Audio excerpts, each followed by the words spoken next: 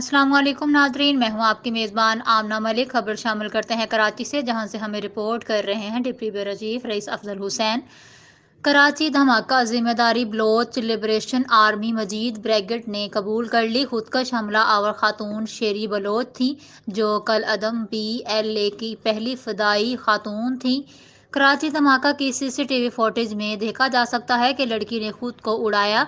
जामिया कराची ने पहले ही आगाह कर दिया था, चीनी उस्ताज़ा बगैर सिक्योरिटी के घूमते हैं, किसी भी नुकसान की सूरत में हम जिम्मेदार नहीं होंगे। The motive of our attack was very clear. It was a simple and clear message to China and Pakistan to withdraw immediately from Balochistan. This warning to China and Pakistan was also given by our leader, General Aslam Baloch, but China failed to pay heed. We once again make it clear that Gwadar and the rest of Balochistan belong to Baloch. It's our duty to protect our land and sea. Our operation Zir Pahazak. This is a continuous operation that has been initiated to safeguard the Baloch Sea from China, Pakistan and other foreign powers.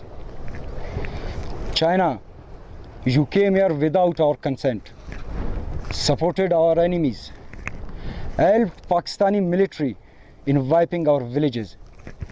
But now it's our turn.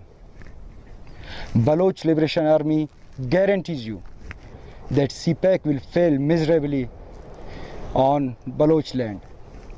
Majid Brigade comprises of a large number of volunteers who are ready to sacrifice themselves to protect our land. A special unit in Majid Brigade has been formed particularly to attack Chinese officials and its installations in Balochistan.